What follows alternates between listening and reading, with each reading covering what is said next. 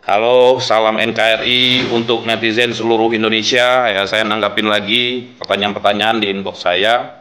Pak Romi, bagaimana tentang perkembangan Ahok dan Hotman Paris? Ya, ini cukup menarik sebenarnya. Sekali lagi saya mengomentari dengan pertanyaan ini. Ya, sekali lagi saya akan bertanya kepada Bapak Hotman Paris yang terhormat ya. Apakah Anda sudah merasa bersumbangsi untuk negara ini? Ya, atau dengan hidup glamor, aspri di mana-mana, naik klub di mana-mana, aset di mana-mana, dan udah dianggap orang terkaya. Ya, mungkin lawyer yang terkaya, terpandang. Pertanyaannya, apakah Anda punya sumbangsi untuk negara ini? Sama sekali tidak ada, Pak. Beda jauh dengan Ahok. Ahok bukan siapa-siapa. Terlepas dia mantan komisaris utama ya di PT Pertamina. Ahok sekarang bukan siapa-siapa, tetapi dia orang yang berani dan jujur dianggap banyak netizen sekarang. Negara ini butuh Ahok. Negara ini butuh tindakan. Terlepas dari pertanyaan yang kontroversial, ya dulu kenapa Ahok bisa dia menjabat tidak berani apa-apa. Itu tidak bisa dijadikan framing untuk menghantam Ahok di saat ini. Jangan coba-coba bela koruptor, Pak Omar. Jangan-jangan Anda ditelepon oleh tersangka-tersangka tersebut untuk diminta menjadi kuasa hukumnya. Ini prediksi ya, bukan menuduh. Semua orang bisa berpikiran seperti itu. Lalu tiba-tiba Anda kebakaran jenggot dengan keadaan Ahok ya. Dan apa yang diperbuat Ahok? Anda sudah menentang ribuan dan jutaan netizen di Indonesia. Ya. Sebelum Ahok di dalam tubuh PDI juga Ahok memang sudah kontroversial hidupnya. Dia berani bersikap jujur, tidak pernah ada mempunyai rasa takut untuk membongkar kebobrokan di negara ini. Bukan seperti Anda. Anda hanya lawyer yang kaya. Dari mana datangnya Anda bisa kaya? Kalau yang Anda bela itu orang rakyat miskin. Nothing. Bullshit. Semua yang Anda bela adalah mafia. Mafia lodging, narkoboy, Teddy Minahasa, ya, paling hutan di Medan. Banyak sekali yang Anda bela itu orang-orang yang benar-benar mempunyai uang rampokan begitu banyak sehingga Anda kaya raya. Jadi nggak perlu dibanggakan karena tidak ada kontribusinya buat negara sedikit pun. Hotman Paris. Anda mempunyai problem dengan Ahok juga enggak. Ya, tapi kenapa tiba-tiba Anda bisa bicara seperti ini? Memaksakan diri berkoar-koar sampai bilang cium pantat. Anda ini siapa? Bentar lagi juga mati. Semua orang juga akan mati. Lu nggak bisa bawa Lamborghini. Ingat Hotman, di dunia ini panggung sandiwara, lu hanya batut. Bentar lagi juga mati, nggak bisa bawa Lamborghini, nggak bisa bawa aspi-aspi ke kuburan. Ingat, kekayaan Anda nggak berlaku apa-apa tuh negeri. Ingat, orang jujur supaya seperti Ahok tidak banyak. Negara ini butuh seorang Ahok. Dan bahkan di saat wamen menteri ya, wamen ya menteri-menteri atau orang-orang petinggi-petinggi yang di bidangnya juga nggak bisa ngapa-ngapain untuk negara ini. Bahkan sekelas presiden belum tentu bisa mengambilkan sikap. Kita paham posisinya masing-masing, jadi jangan Anda terlalu brutal menghantam Ahok begitu. Anda sedang disorot oleh netizen. Siap-siap untuk dirujak, Hotman. Eramu udah berakhir. Ingat umur. Oke, salam waras dari Medan. Terus terang guys ya, kasihan melihat Pak Hotman ini. Dia yang dulu dipuja-puja, disukai oleh netizen, disukai oleh rakyat Indonesia, kini berbalik 360 derajat, ya. Pak Hotman Paris diserang, dihujat oleh netizen, dihujat oleh rakyat Indonesia.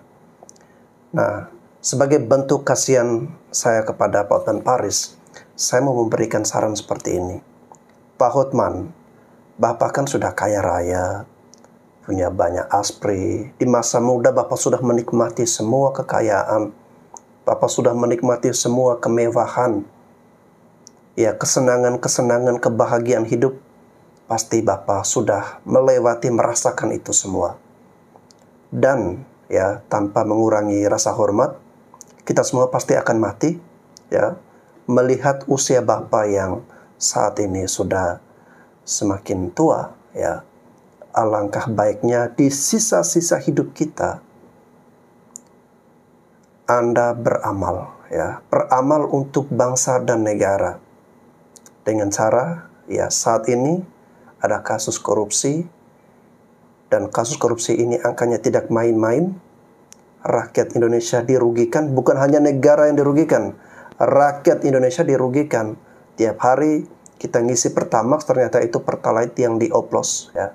Itu saja sudah menyebabkan kerugian bisa belasan ataupun puluhan triliun untuk rakyat Indonesia setiap tahunnya, ya. Jadi kita sangat mengharapkan Pak Hotman Paris dengan pengalaman dan ilmu yang sudah Bapak miliki bertahun-tahun, sekarang momennya, sekarang waktunya, ya. Pak Hotman Paris, gunakan ilmu Anda, pakai ilmu Anda. Ayo, sikat koruptor, ya.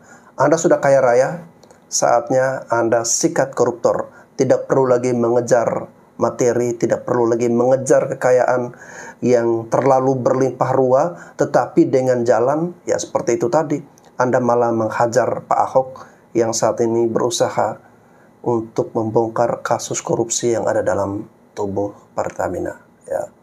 Jadi semoga saran saya ini didengar oleh Pak Hotman Paris, dan sebelumnya saya juga mohon maaf kalau saya merasa saya tidak layak, ya, untuk memberi nasihat seperti ini, apalagi kepada Pak Hotman Paris, orang yang lebih berilmu, orang yang kaya raya, dan orang yang paling tua atau lebih tua daripada saya, ya.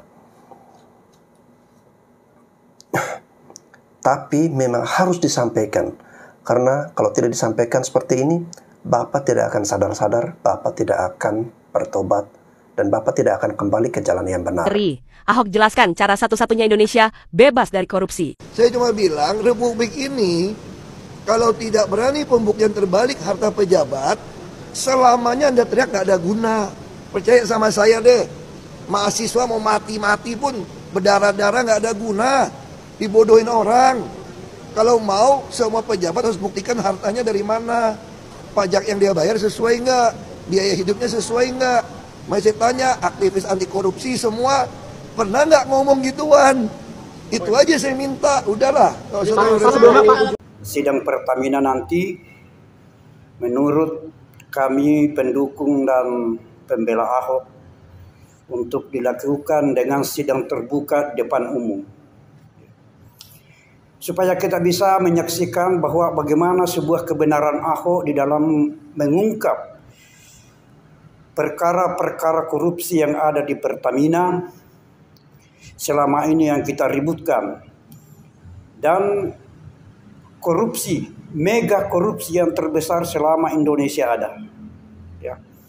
Jadi mari kita saudara-saudara melihat dan menilai seorang Ahok menyampaikan sebuah permasalahan, menyampaikan dengan sungguh-sungguh, dengan sebuah kejujuran, bahwa Ahok itu tidak terlibat, dan patut kita hargai Ahok, bahwa Ahok sudah pernah memberikan kepada bangsa walaupun sekecil apapun dia berikan, karena pernah menjabat sebagai pemerintahan, memberikan yang terbaik.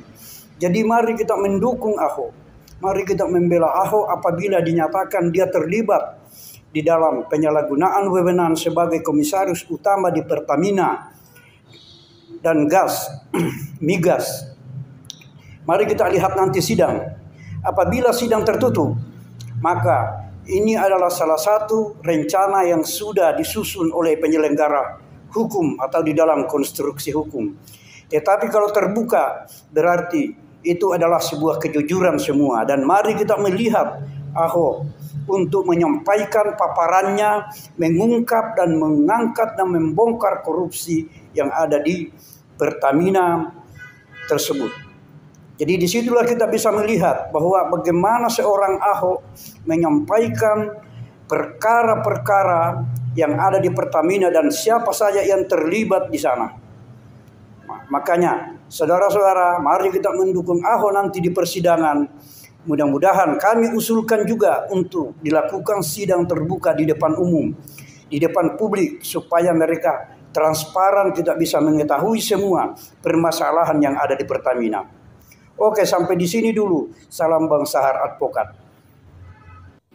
Hai sahabat netizen seluruh Indonesia, ya ketemu lagi dengan saya Insinyur Romi HS. Ya, kali ini saya mau mengajak Anda semua, mari kita bersih-bersih negara ini dari para koruptor-koruptor dan bajingan-bajingan dan memang para begal-begal negara ya, yang betul-betul menyedot uang negara sampai harganya yang sangat fantastis, bahkan sampai kuadriliun ya. Saya juga nggak ngerti itu seberapa angkanya ya, luar biasa. Tapi yang paling penting adalah kita harus menggiring ya. Kita harus menggiring orang-orang yang mau berjuang untuk itu. Seperti Bapak Ahok Cahayapurnama. Ya. Bapak Ahok dalam hal ini siap pasang badan. Dia juga kita paham, dia orang yang tanpa pamrih, tanpa kepentingan pribadi juga. Dan Ahok memang orang yang sangat jujur dan berani. Kita butuh orang-orang seperti Ahok ya. Dan sebaliknya kita juga harus jaga nih, siapa-siapa saja yang menyerbu Bapak Ahok sekarang ini. Termasuk mungkin Bapak Hotman Paris, ya, terus ada lagi yang namanya budak-budak partai ya, terutama dari Gerindra, untuk menghantam Bapak Ahok dengan segala opini yang mereka keluarkan. Ya, kita tidak mau tahu apa yang terjadi pada masa lalu, tapi kita lihat apa yang terjadi pada sekarang. Ya. Ahok mau buka bicara, seharusnya peradilan Indonesia harus berpihak ke Ahok. Jadi jangan bangga Anda yang selalu menyudutkan Pak Ahok dengan bargaining, susunan opini-opini, framing-framing yang Anda timbulkan ya. Bagaimana orang bisa melihat Ahok itu salah? Oh, tidak bisa. Jutaan netizen dan jutaan masyarakat Indonesia sedang bersama Ahok. Dan kami siap untuk menggiring dan menjaga Bapak Ahok untuk membongkar ini semua. Ya, bagi Anda yang tidak suka, jangan sampai Anda akan dibilang orang bahwasanya Anda mendukung apa yang dilakukan oleh para koruptor. Ya, hati-hati bagi Anda yang lawyer, bagi Anda yang betul-betul pembela koruptor, hati-hati. Ahok tidak sendiri. Ya, saya pastikan Ahok tidak sendiri. Ya. Kami ingin bangsa ini bebas daripada pembegal-pembegal Republik Indonesia. Ini sadis, brutal. Tahun demi tahun ratingnya semakin naik. Sampai muncul kata-kata Liga Korupsi. Ya, hati-hati.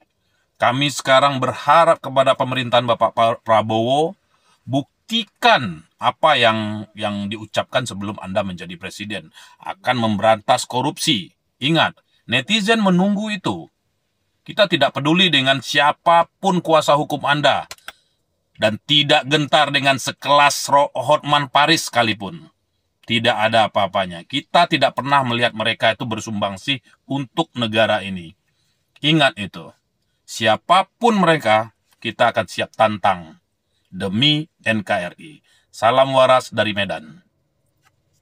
Jika kita adalah anak-anak bangsa yang mencintai negeri ini, menginginkan negara maju, rakyat sejahtera, tentu kita harus mendukung perjuangan dari seorang Basuki Cahayapurnama atau Pak Ahok, guys, ya, yang saat ini bersedia untuk menjadi saksi, bersedia untuk mau membongkar tuntas kasus mega korupsi dalam tubuh Pertamina. Itu yang kita harus kawal, yang harus kita jaga.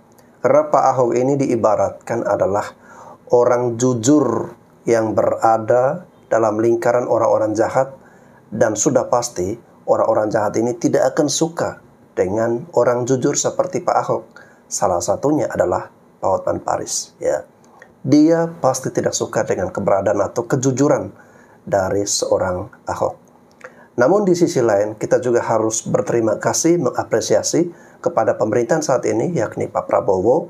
Yang kita harapkan adalah pemerintah kita saat ini dapat membantu agar kasus-kasus korupsi di Indonesia ini bisa diselesaikan. Ya, karena kita harus akui banyak rakyat Indonesia yang menderita, yang masih hidup dalam garis kemiskinan, dan kita lihat hari-hari ini semakin susah. Salah satu akar permasalahannya adalah korupsi, guys. Dengan hukuman yang keras kepada para koruptor dan juga undang-undang perampasan aset segera disahkan dan berbagai upaya hukum yang berusaha untuk memberatkan para koruptor, saya yakin negeri kita bisa bebas dari korupsi, meskipun itu butuh proses. Selamat pagi, Opung mau bahas, Opung mau baca paparan Opung mengenai korupsi. Opung kasih judul, Korupsi Adalah Kita. Saudara-saudaraku sebangsa dan setanah air, pernahkah kita berpikir bahwa korupsi bukan hanya dosa para pejabat dan orang yang berkuasa, tetapi bisa dimulai dari diri kita sendiri. Saat kita meminta pelicin untuk mengurus sesuatu di kelurahan, saat kita menitipkan beberapa lembar ribuan supaya segala urusan menjadi mudah, saat kita memilih kerabat terdekat oleh karena hubungan darah menjadi pemimpin, atau saat kita melihat tetangga kita menyuap polisi untuk menghindari tilang, bukankah itu semua memperlihatkan pada kita bahwa mata rantai korupsi dimulai dari bawah? Para pemimpin di eksekutif, yudikatif, dan legislatif tidak lahir tiba-tiba. Trias politika yang seharusnya mereka saling mengontrol, sekarang menjadi triad politika karena bersama-sama mereka sepakat dalam korupsi. Tetapi kita melihat siapa mereka. Mereka dahulu adalah rakyat biasa yang mungkin terbiasa melihat praktik suap kecil, nepotisme, atau manipulasi yang terjadi di lingkungan yang paling bawah. Jika dari bawah kita melihat dan membiarkan nilai-nilai keliru ini tumbuh, bagaimana mungkin kita mengharapkan pucuk pimpinan kita bersih? Korupsi adalah lingkaran setan yang akarnya ada pada kebiasaan kita sehari-hari. Sebagai bangsa yang religius, kita percaya bahwa setiap agama mengutuk ketidakjujuran. Semua agama melarang pengkhianatan. Semua agama menentang pencurian.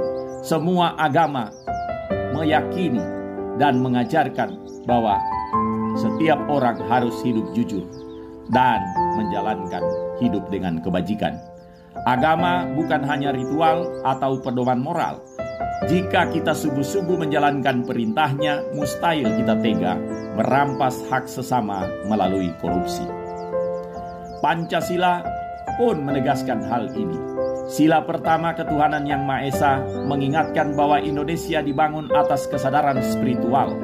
Negara ini lahir dari tekad untuk hidup adil dan bermoral di bawah lindungan Tuhan. Korupsi adalah pengkhianatan terhadap nilai-nilai ini. Ia merusak fondasi bangsa yang diwariskan oleh para pejuang. Maka kunci ada di tangan kita. Setiap kali kita menolak memberi amplop pelicin, setiap kali kita memilih berdasarkan integritas bukan sogokan, setiap kali kita berani melapor saat melihat penyimpangan, kita sedang memutus mata rantai korupsi.